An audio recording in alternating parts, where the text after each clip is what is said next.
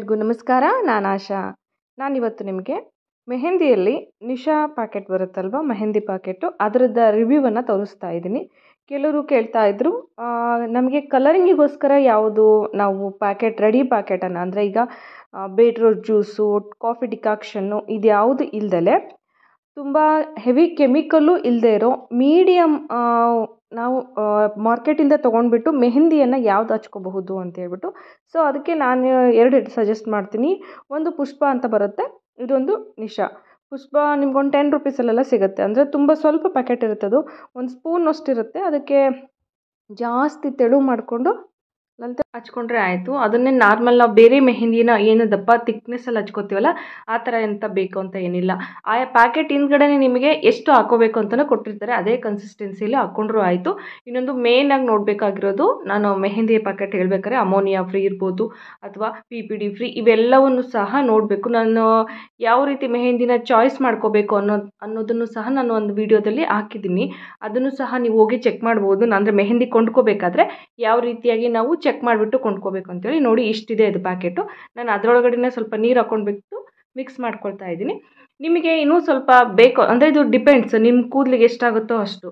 ನಿಮಗೆ ಸ್ವಲ್ಪ ಕೂದಲಿತ್ತು ಅಂದರೆ ಸ್ವಲ್ಪ ಅವ್ರು ಹೇಳಿದ್ಕಿಂತ ನೀರನ್ನು ಕಡಿಮೆ ಮಾಡ್ಕೊಳ್ಳಿ. ಇಲ್ಲ ಜಾಸ್ತಿ ಇತ್ತು ಅಂದರೆ, ತುಂಬ ಉದ್ದ ಇದೆ ಅಂದರೆ ನೀವು ಇದು ಆ್ಯಕ್ಚುಲಿ ಒಂದು 15 ರುಪೀಸ್ಗೇನೋ ಒಂದಿದೆ ಪ್ಯಾಕೆಟು, 2 ಪ್ಯಾಕೆಟ್ ತೊಗೊಂಡು ಹಚ್ಕೋಬೋದು. ನನಗಿದು ಸ್ವಲ್ಪ ಕಮ್ಮಿ ಅನ್ನಿಸ್ತು, ಹಾಗಾಗಿ ನಾನು 1.5 ಪ್ಯಾಕೆಟ್ ಅಂತ ಅಂದ್ಕೊಳ್ಳಿ. ನನ್ನ ಹೇರ್ಸ್ಗೆ ಅಂದರೆ ನಾನು ತುಂಬ ದಟ್ಟವಾಗಿದೆ, ದಪ್ಪ ಇದೆ, ಹಂಗಾಗಿ ನಾನು ಸ್ವಲ್ಪ ಹಾಕ್ಕೊಂಡಿದ್ದೀನಿ. ನಿಮಗೆ ಇದು 1 ಪ್ಯಾಕೆಟ್ ಅಂದರೆ ಇನ್ನೂ ತೆಳ್ಳ ಬೇಕಾದರೆ ಮಾಡ್ಕೋಬೋದು. ಯಾಕಂದರೆ ಇದು ಕಲರಿಂಗೋಸ್ಕರ ಅಷ್ಟೇ. ಇದು ಬೇರೆ ಮೆಹಂದಿ ಥರ ನಮಗೆ ಕೂದಲು ತಂಪಾಗಲಿಕ್ಕೆ ಅಂತ ಪೂರ್ತಿಯಾಗಿ ಇದನ್ನು ಹೇಳಲಿಕ್ಕಾಗೋದಿಲ್ಲ.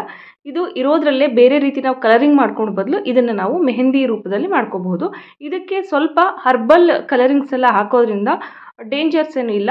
ನಿಮಗೆ ಆ ರೀತಿ ಮೆಹಂದಿ ಕೆಲವೊಂದು ಸಲ ಹಂಗಾಗುತ್ತೆ ಅಂದರೆ ಕಿವಿ ಹಿಂಭಾಗದಲ್ಲಿ ಸ್ವಲ್ಪ ಹಚ್ಕೋಬೋದು. ಹಚ್ಕೊಂಡು 24 ಗಂಟೆ ಬಿಟ್ಬಿಟ್ಟು ಟೆಸ್ಟ್ ಮಾಡಿ, ನೆಕ್ಸ್ಟ್ ನಿಮ್ಗೆ ಯಾವುದೇ ರೀತಿ ಬರ್ತಾ ಇಲ್ಲ ಅಂದರೆ ಅದನ್ನು ನೀವು ಕಂಟಿನ್ಯೂ ಮಾಡ್ಬೋದು. ನೋಡಿ, ಇಷ್ಟು ತೆಳ್ಳ ಬೇಕಾದರೂ ಸಾಕಾಗುತ್ತೆ. ಇದಕ್ಕಿಂತ ಸ್ವಲ್ಪ ಥಿಕ್ನೆಸ್ ಅಲ್ಲಾದರೂ ಓಕೆ, ಇದಕ್ಕಿಂತ ತೆಳು ಅಂತೂ ಬೇಡ. ಇಷ್ಟು ಮಾಡ್ಕೊಳ್ಳಿ.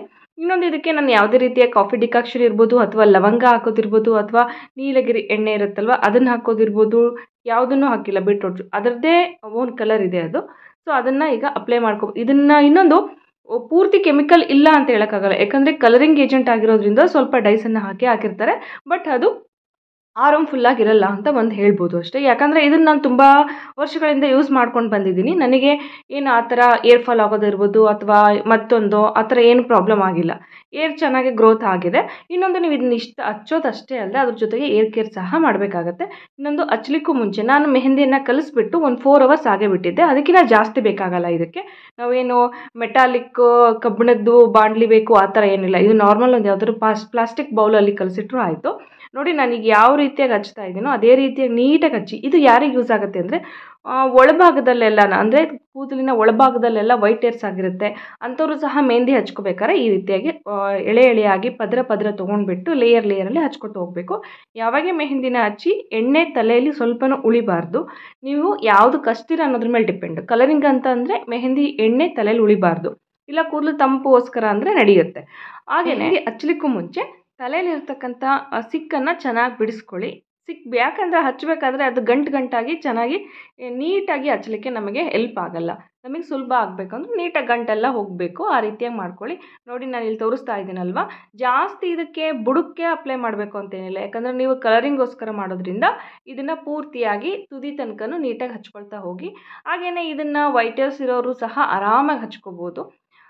ವೈಟ್ ಈಗ ಬೇರೆ ಥರ ಕೆಮಿಕಲ್ ಬೇರೆ ಥರದ್ದು ನಾನು ಹೇಳ್ತಾ ಇದ್ದೀನಿ, 5 ಮಿನಿಟ್ಸ್ 10 ಮಿನಿಟ್ಸಲ್ಲಿ ಅಂತ ಇರುತ್ತಲ್ವ, ಅದಕ್ಕೆ ಕಂಪೇರ್ ಮಾಡಿದ್ರೆ ಇವೆಲ್ಲನ ಒಳ್ಳೆಯದೇ. ಸೊ ಅವ್ರಿಗೇನಾಗುತ್ತೆ ಅಂದರೆ ಕೂದಲು ಒಂಥರ ಕೆಂಜಿ ಥರ ಆಗುತ್ತೆ, ಬ್ರೌನ್ ಆಗುತ್ತೆ, ಅಂದರೆ ಬರ್ಗ್ಯಾಂಡಿ ಕಲರ್ ಆ ಥರ ಎಲ್ಲ ಬರುತ್ತೆ.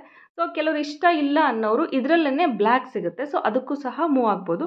ನೋಡಿ, ನಾನು ಈ ಥರ ಸುತ್ತಾ ಇದ್ದೀನಲ್ಲ, ಆ ಥರ ಸುತ್ತಿ ಹಾಕೋಬೋದು. ನಿಮ್ಗೆ ಇನ್ ಕೇಸ್ ನಾನು ಹಚ್ಕೊಳ್ಳಿಕ್ಕೆ ಏನಾದರೂ ಎಲ್ಪ್ ಬೇಕು ಅಂದರೆ ಅದು ನಾನು ಹಾಕ್ಕೊಂಡಲ್ಲ, ಆ ಥರ ಕ್ಲಿಪ್ಪನ್ನು ಹಾಕ್ಕೊಂಡ್ಬಿಟ್ಟು ಅದಕ್ಕೆ ನಾವು ಹೇಗೆ ಬನ್ನನ್ನು ಕಟ್ತೀವಲ್ಲ ಅದೇ ರೀತಿಯಾಗಿ ಸುತ್ಕೋತಾ ಹೋಗಬೇಕು.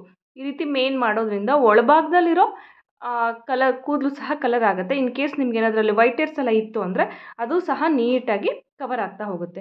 ಕೆಲವ್ರಿಗೆ ಏನಾಗುತ್ತೆ ಅಂದರೆ ಮುಂದೆ ಅಷ್ಟೇ ವೈಟ್ ಹೇರ್ಸ್ ಇರುತ್ತೆ, ಇನ್ನು ಕೆಲವರಿಗೆ ಹಿಂದೆಲೆಲ್ಲಿ ಇರುತ್ತೆ, ಇನ್ನು ಕೆಲವರಿಗೆ ಒಳಭಾಗದಲ್ಲಿರುತ್ತೆ, ಮೇಲೆ ಅಷ್ಟು ಕಾಣಲ್ಲ. ಸೊ ಅಂಥವ್ರಿಗೆಲ್ಲನೂ ಸಹ ಈ ರೀತಿಯಾಗಿ ಲೇಯರ್ ತೊಗೊಂಡು ಹಚ್ಕೊಳ್ತಾ ಹೋದರೆ ತುಂಬ ಯೂಸ್ ಆಗುತ್ತೆ. ಫಸ್ಟು ಆ ರೀತಿ ಸುತ್ತಬಿಟ್ಟು ಮತ್ತೆ ಇನ್ನೊಂದು ಸ್ವಲ್ಪ ಮೆಹಂದಿನ ತೊಗೊಂಡ್ಬಿಟ್ಟು ಆ ಸುತ್ತಿರೋ ಎಳೆಗೂ ಸಹ ಹಚ್ಚಬೇಕು. ಆ ರೀತಿ ಹಚ್ಕೋತಾ ಬಂದಾಗ ಹಿಂದೆ ಮುಂದೆ ಏನಾದರೂ ಸ್ವಲ್ಪ ಕೂದಲು ಉಳ್ಕೊಂಡಿತ್ತು ಅಂದರೂ ಸಹ ಅದು ನೀಟಾಗಿ ಕವರ್ ಆಗುತ್ತೆ. ಯಾಕಂದರೆ ಇದು ತೆಳು ಇರೋದ್ರಿಂದ ಮೆಹಂದಿ ತುಂಬ ದಪ್ಪ ಇಲ್ಲ ಅಲ್ವಾ, ತೆಳು ಇರೋದ್ರಿಂದ ನೀಟಾಗಿ ಅದು ಸಹ ಎಲ್ಲ ಏರ್ಸು ಅಬ್ಸರ್ವ್ ಮಾಡ್ಕೊಳ್ಳುತ್ತೆ. ಯಾವುದೇ ರೀತಿಯ ಡೇಂಜರ್ ಅಂತೂ ಇಲ್ಲ. ಯಾಕಂದರೆ ನಾನು ಇದನ್ನು ತುಂಬ ವರ್ಷಗಳಿಂದ ಯೂಸ್ ಮಾಡ್ತಾ ಇದ್ದೀನಿ. ಅಂದರೆ ನಾನು ಇದನ್ನು ರೆಗ್ಯುಲರ್ ಯೂಸ್ ಮಾಡಲ್ಲ. ಯಾಕಂದರೆ ನಾನು ರೆಗ್ಯುಲರಾಗಿ ನಾರ್ಮಲ್ ಪ್ಯಾಕೆಟ್ಸನ್ನು ಯೂಸ್ ಮಾಡ್ತೀನಿ. ಈಗ ಲೂಸ್ ಪೌಡ್ರ್ ಬರುತ್ತೆ ಆ ಥರ, ಇಲ್ವಾ ಪತಂಜಲಿ, ಹಾತಿ ಮೆಹಂದಿ, ರಾಜಸ್ಥಾನಿ, ಈ ಥರ ಕೆಲವೊಂದು ಪ್ಯಾಕೆಟ್ಸ್ ಬರುತ್ತೆ. ಅದನ್ನು ನಾನು ರೆಗ್ಯುಲರ್ ಯೂಸ್ ಮಾಡ್ತೀನಿ. ಇದನ್ನು ನಾನು ಯಾವಾಗ ಯೂಸ್ ಮಾಡ್ತೀನಿ ಅಂದರೆ ಕೆಲವೊಂದು ಫಂಕ್ಷನ್ಸ್ಗೆ ಹೋಗ್ಬೇಕಾದ್ರೆ ಏನಾದ್ರೂ ನನಗೆ ಆ ಥರ ಕಲರ್ ಬೇಕು ಅನಿಸ್ತು, ಆ ಥರ ಕಲರಿಂಗ್ ಇಷ್ಟ ಅನಿಸುತ್ತೆ ಅಂದರೆ ಆವಾಗ ಮಾತ್ರ ಇದನ್ನು ನಾನು ಯೂಸ್ ಮಾಡ್ತೀನಿ. ನಿಮಗೆ ಲಾಸ್ಟಲ್ಲಿ ಗೊತ್ತಾಗುತ್ತೆ ಯಾವ ರೀತಿ ಕಲರ್ ಬರುತ್ತೆ ಅಂತೇಳ್ಬಿಟ್ಟು. ಇದನ್ನು ಹಚ್ಚಿದ ಮೇಲೆ ಸೇಮ್ ಬೇರೆ ಮೆಹಂದಿಗೆ ಯಾವ ರೀತಿಯಾಗಿ ನೀವು ಪ್ರೊಸೆಸ್ ಮಾಡ್ತೀರೋ, ಅಂದರೆ ಮೆಹಂದಿ ಹಚ್ಚಿದ ದಿನ ಶಾಂಪು ಹಾಕಿ ಅಥವಾ ಸೀಗೆಕಾಯಿ ಹಾಕಿ ಏನೂ ಹಾಕಿ ತಲೆಸ್ನಾನ ಮಾಡಬಾರ್ದು. ಬರೀ ಪ್ಲೇನ್ ವಾಟ್ರಲ್ಲಿ ಮಾಡಬೇಕು. ಹಾಗೆಯೇ ಇನ್ನೊಂದು ಯಾವಾಗೇ ಆಗಲಿ ತಲೆಸ್ನಾನ ಮಾಡಬೇಕಾದ್ರೆ ತುಂಬ ಬಿಸಿ ಬಿಸಿಯಾಗಿರೋ ನೀರನ್ನು ತಲೆಸ್ನಾನ ಮಾಡಬಾರ್ದು. ನೋಡಿ ನಾನು ಈಗ ಕವರ್ ಮಾಡ್ಕೋತಾ ಇದ್ದೀನಿ. ಇನ್ನೊಂದೇನೆಂದರೆ ನಾವು ಮುಖ ತೊಳಿಬೇಕಾದ್ರೆ ನಮಗೆ ಮುಂದ್ಗಡೆ ಏನಾದರೂ ವೈಟ್ ಹೇರ್ಸ್ ಇರೋರಿಗೆ ಹೇಳ್ತಾ ಇದ್ದೀನಿ, ಅಲ್ಲೇ ಜಾಸ್ತಿ ಬೇಗ ವೈಟ್ ಆಗಿಬಿಡುತ್ತೆ. ಅಂದರೆ ತಲೆ ತುಂಬ ಮೆಹಂದಿ ಹಚ್ಕೊಂಡಿರೋದೆಲ್ಲ ಇರುತ್ತೆ, ಅಲ್ಲಷ್ಟೇ ಇರುತ್ತೆ, ಅಲ್ಲಿ ಸ್ವಲ್ಪ ದಪ್ಪ ಹಾಕಬೇಕು. ನೋಡಿ ನಾನೀಗ ಮೆಹಂದಿ ಹಚ್ಚಿ ಒಂದು ವಾಶ್ ಆದಮೇಲೆ ತೋರಿಸ್ತಾ ಇದ್ದೀನಿ. ಎಲ್ಲೆಲ್ಲಿ ವೈಟ್ ಹೇರ್ಸ್ ಇದೆಯೋ ಅದು ಆ ಕಲರಿಗೆ ಕಾಣುತ್ತೆ ನೋಡಿ. ನಾನಿನ್ನೂ ಈಗ ಶಾಂಪು ಹಾಕಿಲ್ಲ. ಶಾಂಪು ಆಯಿತು, ಸೀಗೆಕಾಯಿ ಆಯಿತು, ಏನು ಅಪ್ಲೈ ಮಾಡಿಲ್ಲ. ಕೂದಲು ಸಹ ಚೆನ್ನಾಗಿ ಶೈನ್ ಬಂದಿದೆ. ಆದರೆ ಸ್ವಲ್ಪ ರಫ್ ಅನಿಸ್ತಾ ಇರುತ್ತೆ, ಯಾಕಂದರೆ ನಾವು ಒಂದು ಶಾಂಪು ಹಾಕಿದ ಮೇಲೇ ಅದು ಸರಿ ಹೋಗೋದು. ಈಗ ನೋಡಿ ಕಾಣ್ತಿರ್ಬೋದು, ಈ ಕಲರ್ ಕಾಣ್ತಾ ಇದೆ. ಯಾಕಂದರೆ ಮೆಹಂದಿ ಕಂಪ್ಲೀಟಾಗಿ ಹೋಗಿರಲ್ಲ, ಹಾಗಾಗಿ ಸ್ವಲ್ಪ ಕೈಗೆ ಅದು ರಫ್ ಅಂತ ಅನ್ನಿಸ್ತಾ ಇರುತ್ತೆ. ನೀವು ಒಂದಿನ ಎಣ್ಣೆನ ಹಚ್ಚಿ ಬಿಡಬೇಕು, ಚೆನ್ನಾಗಿ ಮಸಾಜ್ ಮಾಡಿ. ಸೊ ಯಾವತ್ತೂ ತಲೆ ಸ್ನಾನ ಮಾಡಿದ ದಿನ ಎಣ್ಣೆ ಹಾಕಬೇಡಿ. ನೆಕ್ಸ್ಟ್ ಡೇ ಎಣ್ಣೆ ಹಾಕಿ ಅವತ್ತು ಒಂದೆರಡು 2 ಅವರ್ಸ್ ಬಿಟ್ಟ ಮೇಲೆ ತಲೆ ಸ್ನಾನ ಮಾಡಿ. ನೋಡಿ ಈಗ ತೋರಿಸ್ತಾ ಇದ್ದೀನಿ ಬಿಸಿಲಿಗೆ ನಿಂತರೆ ಯಾವ ರೀತಿಯಾಗಿ ಶೇಡ್ ಕಾಣ್ತಾ ಇದೆ ಅಂತೇಳಿ. ಆ್ಯಕ್ಚುಲಿ ಇದು ನಾರ್ಮಲಾಗಿ ಅಪೋಸಿಟಾಗಿ ನೋಡಿದಾಗ ನಮಗೆ ಬ್ಲ್ಯಾಕ್ ಅನಿಸುತ್ತೆ, ಆದರೆ ಶೇಡ್ ಬರುತ್ತೆ ನೋಡಿ. ನೀವು ಏನಾದರೂ ಫಂಕ್ಷನ್ಸ್ಗೆ ಹೋಗ್ತಾ ಇದ್ರಿ ಹಂಗಿದ್ದಾಗ ಅಥವಾ ಫ್ರೀ ಹೇರ್ಸ್ ಬಿಡ್ತೀರ ಅಂದಾಗ ಅದು ಬಿಸಿಲಿಗೆ ಶೇಡ್ ತುಂಬ ಚೆನ್ನಾಗಿ ಕಾಣ್ತಾ ಇರುತ್ತೆ. ಯಾರಿಗಾದರೂ ಬರ್ಗಂಡಿ ಕಲರ್ ಅಥವಾ ಬ್ರೌನ್ ಕಲರಲ್ಲಿ ಬೇಕು ಅಂತ ಅನಿಸಿದ್ರೆ ಇದನ್ನು ಅಪ್ಲೈ ಮಾಡ್ಬೋದು. ನೋಡಿ ಎಷ್ಟು ಚೆನ್ನಾಗಿ ಕಾಣ್ತಾ ಇದೆ ಅಂತೇಳಿ. ನನ್ನ ಸ್ವಂತ ಅಭಿಪ್ರಾಯ ಹೇಳಬೇಕು ಅಂದರೆ ಇದನ್ನು ರೆಗ್ಯುಲರಾಗಿ ಬೇಡ, ಯಾವಾಗಾದರೂ ಒಂದು ಸಲ ಯೂಸ್ ಮಾಡಿದ್ರೆ ಓಕೆ. ನೋಡಿ ಡೈರೆಕ್ಟಾಗಿ ನೋಡಬೇಕಂದ್ರೆ ಆ ಕಲರ್ ಕಾಣಲ್ಲ, ಈ ರೀತಿಯಾಗಿ ಬ್ಲ್ಯಾಕೆ ಅಂತಲೇ ಅನಿಸುತ್ತೆ. ಆದರೆ ಶೇಡ್ ಬಂದಾಗ ಬಿಸಿಲಿಗೆ ಹೋದರೆ ಆ ಥರ ಚೆನ್ನಾಗಿ ಕಾಣ್ತಾ ಇರುತ್ತೆ. ಎಲ್ರಿಗೂ ಇಷ್ಟ ಆಗುತ್ತಾ ಇಲ್ಲ ಗೊತ್ತಿಲ್ಲ, ಬಟ್ ನನಗಂತೂ ಅಕೇಶನ್ಲಿ ಆ ಥರ ಇಷ್ಟ ಆಗುತ್ತೆ. ಇಷ್ಟ ಆಗೋರು ಅದನ್ನು ಯೂಸ್ ಮಾಡ್ಕೋಬೋದು. ವೈಟ್ ಹೇರ್ ಇರೋರು ಸಹ, ಈಗ ನಮಗೆ ಬೇರೆ ಕಲರ್ಸ್ ಬೇಡ ಅನ್ನೋರು, ಇಷ್ಟ ಆಗೋರು ಇದನ್ನು ಯೂಸ್ ಮಾಡ್ಬೋದು. ಕೆಲವ್ರಿಗಂತೂ ಇದು ಯೂಸ್ ಆಗುತ್ತೆ ಅಂತೇಳಿ ಅಂದ್ಕೊಡ್ತೀನಿ. ಯಾರೆಲ್ಲ ನನ್ನ ಚಾನಲ್ನ ಹೊಸದಾಗಿ ನೋಡ್ತಾ ಇದ್ದೀರೋ ಸಬ್ಸ್ಕ್ರೈಬ್ ಮಾಡ್ಕೊಡಿ. ಹಾಗೆ ಪಕ್ಕದಲ್ಲಿ ಕಾಣ್ತಿರೋ ಬೆಲ್ ಐಕನ್ನ ಪ್ರೆಸ್ ಮಾಡಿ ಆಲ್ ಅಂತೇಳಿ ಓಕೆ ಕೊಡಿ. ಹಾಗೆ ವಿಡಿಯೋ ಇಷ್ಟ ಆದರೆ ಲೈಕ್ ಮಾಡೋದನ್ನು ಮರಿಬೇಡಿ. Thank you.